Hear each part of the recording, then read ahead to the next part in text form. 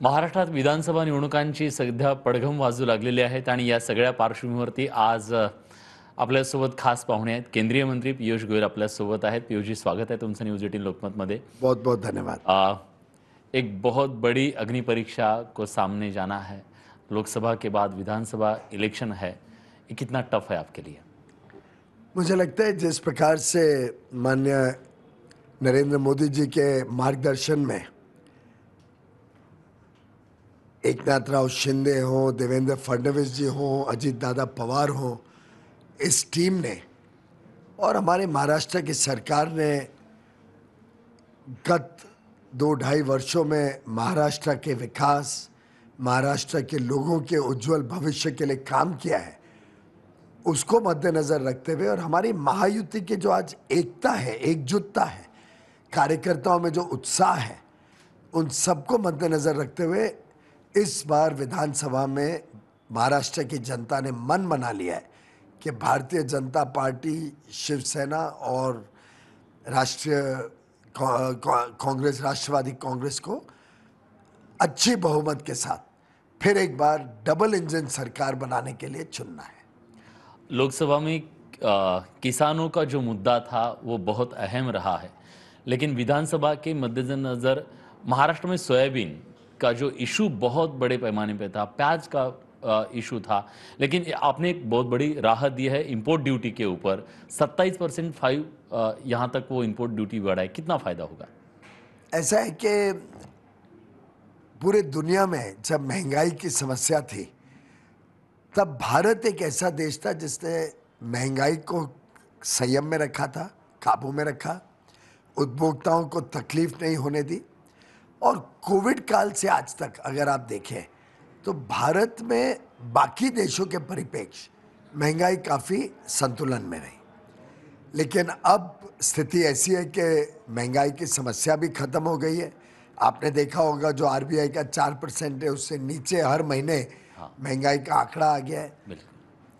और जब खबरें आई कि महाराष्ट्र में, मध्य प्रदेश में, गुजरात में, इस क्षेत्र में सोयाबीन की फसल भी अच्छी हुई है, तो माननीय प्रधानमंत्री नरेंद्र मोदी जी के नेतृत्व में, माननीय अमित शाह जी के मार्गदर्शन में, वो उस ग्रुप ऑफ मिनिस्टर्स के अध्यक्ष हैं, हाल में एक फैसला हुआ जो कल लागू हो गया है कि सोयाबीन के ऊपर जो लोगों को, किसानों को अच्छा दाम दिलाने के लिए पाम ऑयल जो आयात होता है, उस पे हमने क्रूड पाम ऑयल पे 20% बेसिक कस्टम ड्यूटी बढ़ा दी, जिसकी इफेक्टिव रेट अब 27.5% हो जाएगी, 27.75%।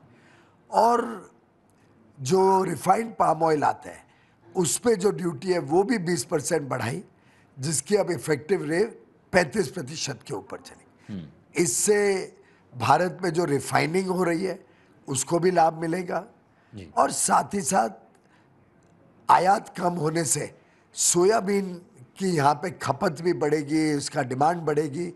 किसानों को मुझे लगता है एमएसपी से भी ज़्यादा रेट, वैसे तो हमने निर्णय लिया ही है कि एमएसपी पे सरकार खुद खरीद लेगी, लेकिन अब एमएसपी से भी ज़्यादा रेट सोयाबीन पे मिलना लगभग नक्की है।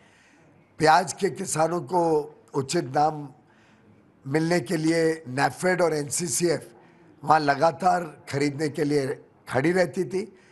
23 रुपये, 25 रुपये, 28 रुपये, मतलब बहुत अच्छे दाम पे केंद्र सरकार ने लगातार प्याज के किसानों को तकलीफ ना हो उसके लिए प्याज खरीदने का सिलसिला गत वर्षों में चालू रखा है।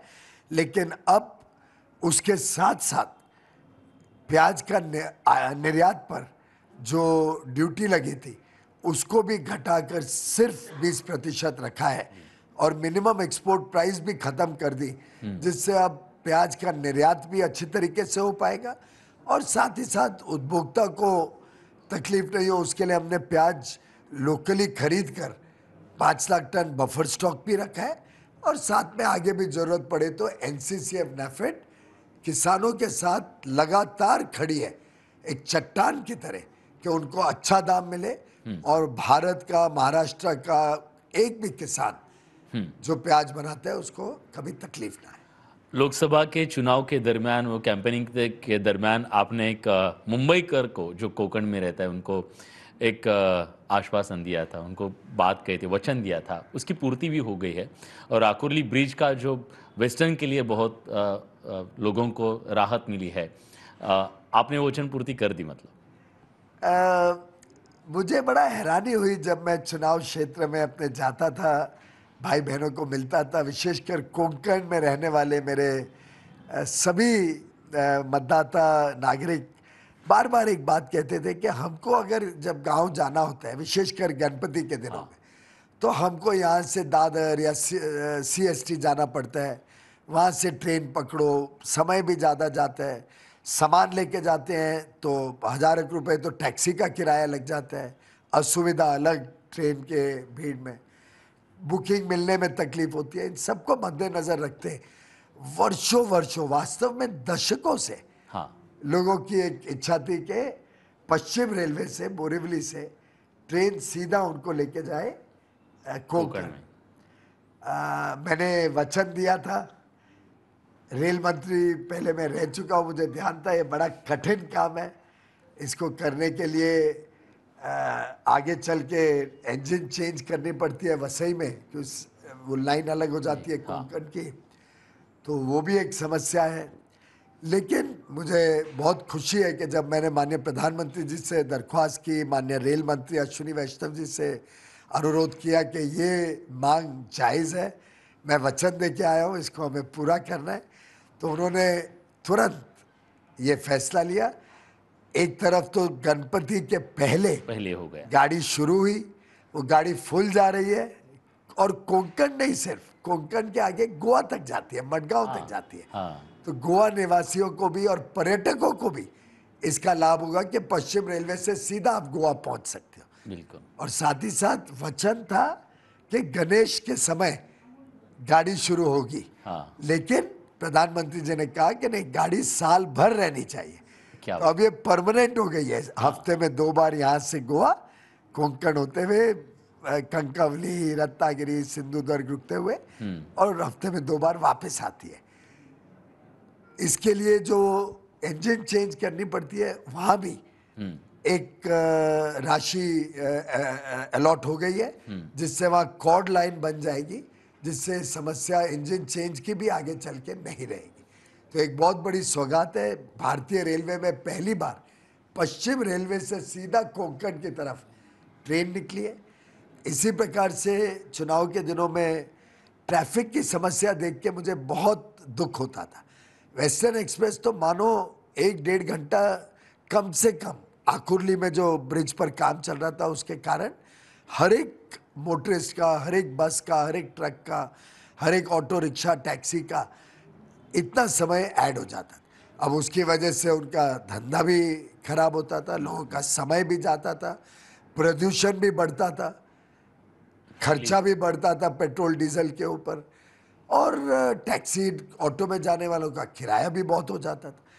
तो लोग बड़े त्रस्त थे। तब मैंने वचन दिया था कि 100 दिन, सरकार के पहले 100 दिन में इसको हम पूरा करेंगे।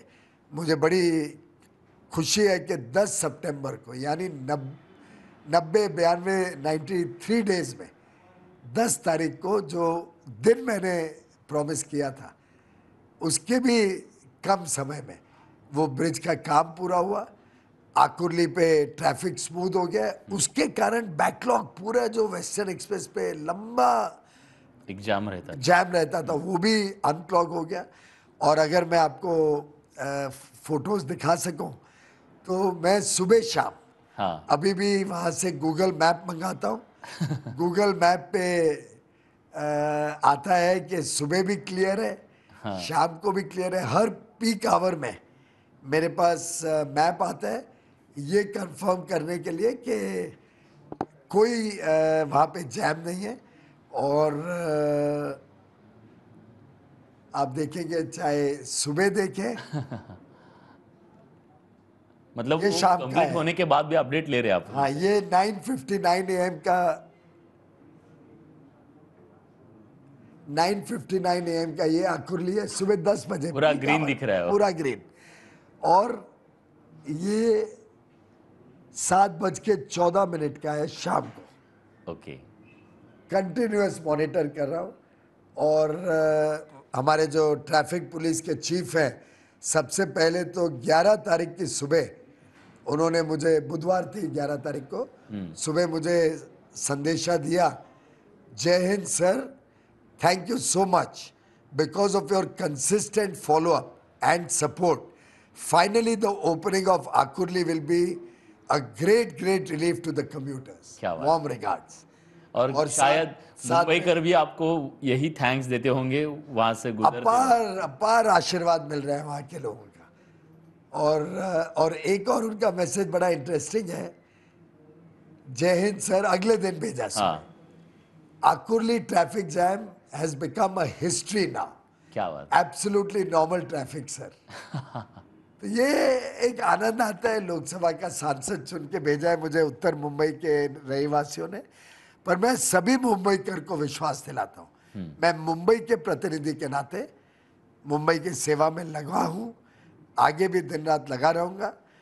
और मुंबई को जो माननीय देवेंद्र फडणवीस जी जब मुख्यमंत्री थे 2014 से, जो डबल इंजन की सरकार का लाभ मिला है, मोदी जी का जो अपार प्रेम मुंबई के प्रति है, जिस प्रकार से मोदी जी ने लाखों करोड़ की योजनाएं मुंबई के लिए मुंबई के लिए एग्री करा है, सैंक्शन किया है, जिस प्रकार से देवेंद्र जी ने समझते हुए कि मुंबई एक देश की आर्थिक राजधानी है, इसका विशेष स्थान है, हर प्रोजेक्ट को, चाहे कोस्टल रोड हो, अटल सेतु हो, मेनलैंड को कनेक्ट करने वाला, मेट्रो का विस्तार हो, रेलवे को और आगे बढ़ाने की बात हो, सौंदर्यीकरण हो मुंबई का, जो हमारा सुएज है वो ट्रीटमेंट हो के नदी समुंदर में जाए, नदियों की सफाई का काम, सड़कें खराब ना हो उसके लिए सभी सड़कों को सीमेंट कंक्रीट करना।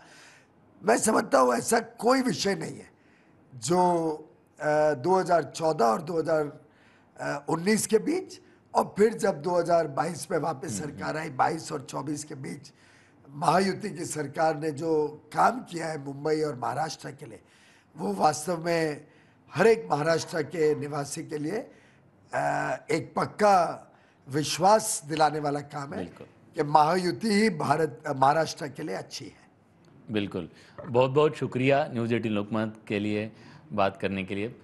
तर हे होते पियुष गोयल, ज्यांनी राज्यातल्या शेतकऱ्यांना अतिशय मोठा दिलासा देणारी आज गोष्ट सांगितली आहे, ते म्हणजे सोयाबीनच्या पिकावरती आता जे तेल आहे त्याच्यावरती आयात शुल्क मोठ्या प्रमाणात वाढवलं आहे आणि त्याचा शेतकऱ्यांना दिलासा मिळणार आहे। खूप खूप धन्यवाद सर, थँक्यू सो मच।